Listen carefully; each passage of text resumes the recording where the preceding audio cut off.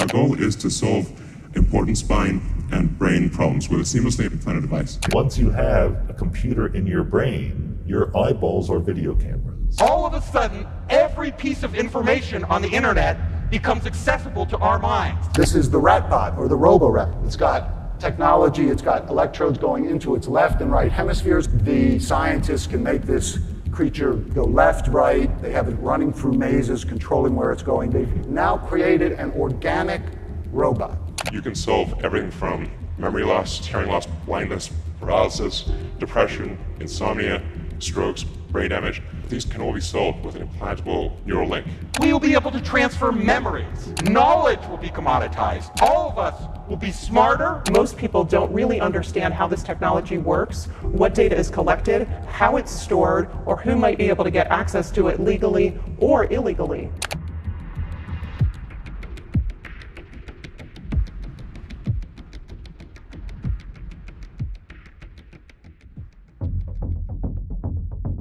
The current world we are living in tends to become more and more technologized. Besides, it seems that, as it continually develops, technology gets closer and closer to our bodies. Think of the phone in your pocket, or the smartwatch on your wrist. Could you imagine it getting under your skin as well?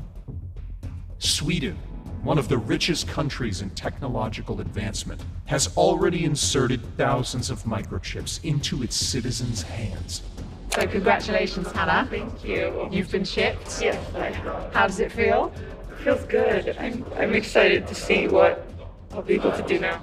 These devices are meant to help speed up users' daily rituals and help them connect with their household, offices, and gyms by simply swiping their hand against digital readers. I use it like to get around the building. Buy snacks. Yeah, exactly. So what I need to do is I need to first blip my chip, and it will log me in, and from there I get access to the fridge. Also, these microchips can store emergency contact data, social media profiles, or e-tickets for various events within the territory of Sweden. While most people living in Sweden praise the idea of implanting microchips into their hands, Ben Liberton, a British scientist living in southern Sweden, thinks different. He believes that using your chip every time you want to do something, instead of using your card, can become a very easy way to share valuable personal information, especially that related to your physical health and bodily functions.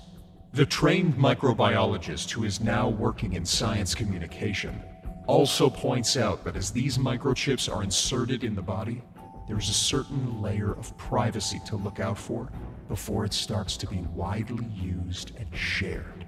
One might think that this is the peak of technological development, but the progress this field is making does not end here. The past 20 years have been focusing on the intense work of neuroscientists, which resulted in a revolutionary technology known as BrainGate. And the main goal is to connect the human brain to computers through BCIs, brain-computer interfaces, or BMIs, brain-machine interfaces. These brain chip implants are tiny processors that connect to your brain through threads that are significantly thinner than a human hair. In other words, as your brain is linked to a computer, all your data, such as memories or health information, will be continuously communicated back and forth.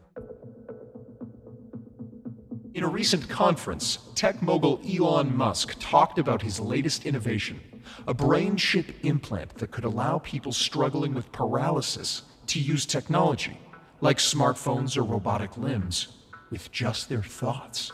However, not only disabled people can use such brain chips.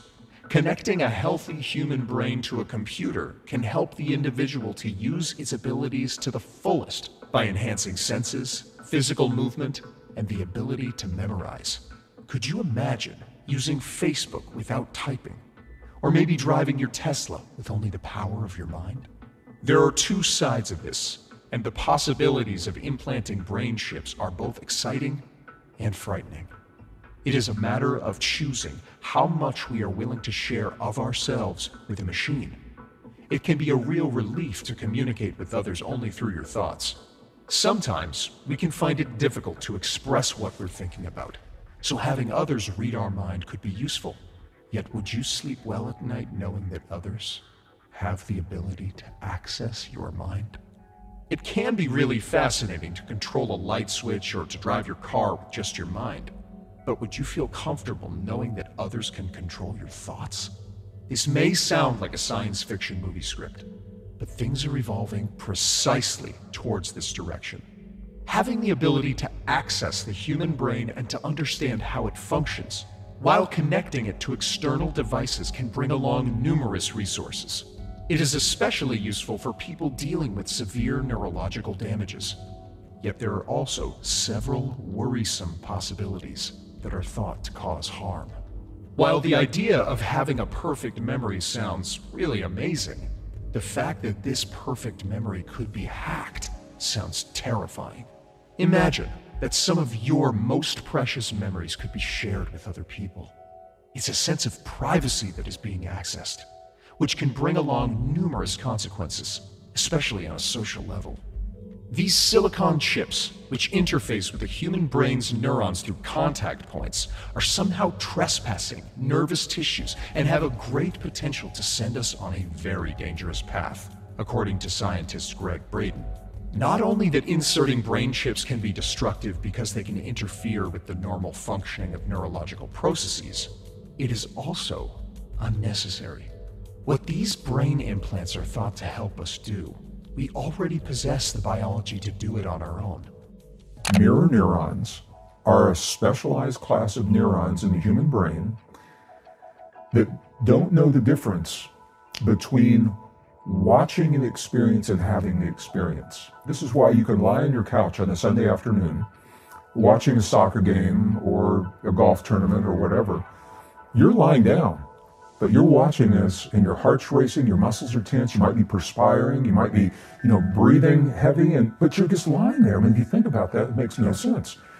Your mirror neurons think you're the one on the field because the brain doesn't know the difference between watching and having the experience. When we learn to access these mirror neurons in a very specific way, we have super learning. I do this personally. I mean, we can learn very, very quickly. We can learn music. You can learn to perform the way another musician is performing. You can learn a foreign language very quickly. You can retain, not only retain, but recall information. Super learning, super memory, super retention, super recall. Brain chip implants can indeed create numerous opportunities for the disabled, but for those of us who are healthy, there are several questions to answer.